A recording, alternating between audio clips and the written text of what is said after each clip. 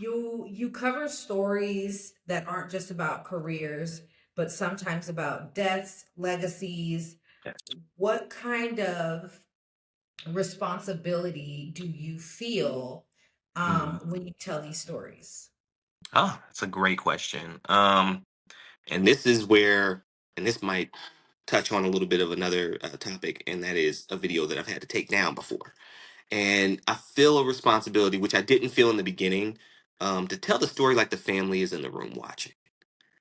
Because these videos come across all different walks of life, and people will be clicking, and that could be their nephew, that could be their sister, that could be their aunt. And I've had family members of different people that I've covered reach out to me and talk to me about, the documentaries, and people who went to school with them, people who saw them in the neighborhood. And so there was a video I did 2 years ago. It was one of the first videos I ever did, and it was on the Troutman family. So if you remember Zapp and Roger, the one of the brothers, Larry, he was the manager, and they had a whole bunch of brothers, but he took the life of his brother, Roger Troutman, and then took himself out afterwards. So he unalived himself after taking his brother's life, and it was just this big old mess. And both brothers had children, and their children had children. So now you've had, ever since April 25th of 1999, kind of a back and forth. Like, certain family members don't mess with other family members, they don't talk. It's just this big long standing beef. And so I highlighted that in my video. Not only did I, excuse me, not only did I talk about his situation, but Roger Troutman, he had like 11 kids or 12 kids. One of his sons was also a singer, and he died a horrific death. And unfortunately, there wasn't a whole lot known about his story. And I'm like, he mattered too. And I wanted to tell that. And so I told his story. But his death was more under suspicious circumstances. So what I was telling was just the different theories surrounding his death. Then he had a daughter. She grew up to become a rapper named Lexi Alger. She passed, unfortunately, under tragic circumstances. So it was three generations that I was talking about, and I highlighted their accomplishments and then highlighted their deaths. And not only that, but I also, I guess, one of the uncles, he took the life of a woman, his wife or whatever. So I highlighted her death as well. So it was this big controversial video. A whole lot of people were talking about it. A whole lot of Troutman family members, and they got a huge family, mind you, were on my video.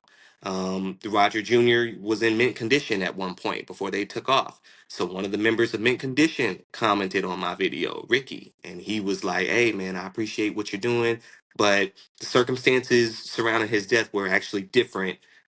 He had a head injury. He suffered an injury months before he actually passed away, and so."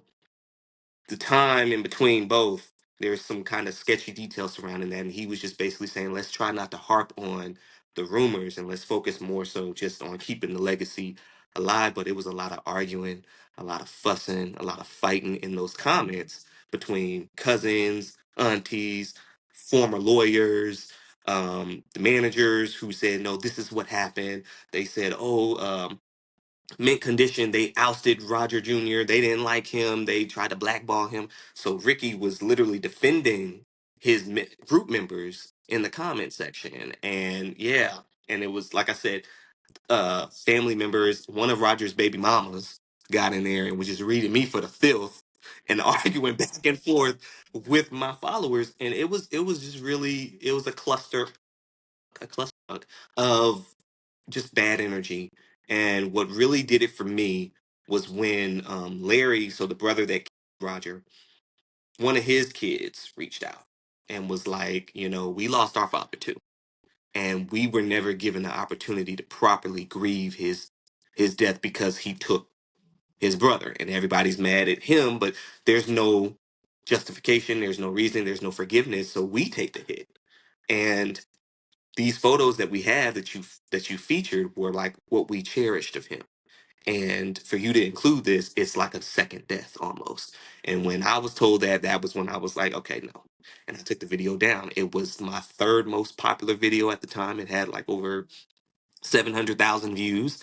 and people were like, "Oh, you're trying to capitalize off this family, and you just care about clicks and views." I took that ish right on down. I'm like, I can make another video. It's not about the hits because I've got plenty more hits in me, but it's about, am I doing this for the greater good? Is there more positive energy that comes from this, or is this going to cause up more, controversy? And and I decided just to go ahead and take that down. And so I'm happy that I took it down, but at the same time, I just wish that, it was different with the family. And the Troutman brothers, they were buried together as well. A lot of my followers, they did not like that.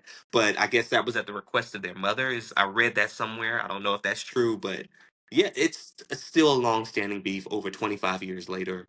And that's just a touchy subject. So when you get into those things, you run that risk of, okay, you're in the valley of the shadow of death, essentially. And so yeah, so moving forward, I make it a point to tell the story with empathy and compassion towards the subject and their surrounding family members, just because of that. They're the family members are the ones that's got to live with the legacy. The artist is long gone.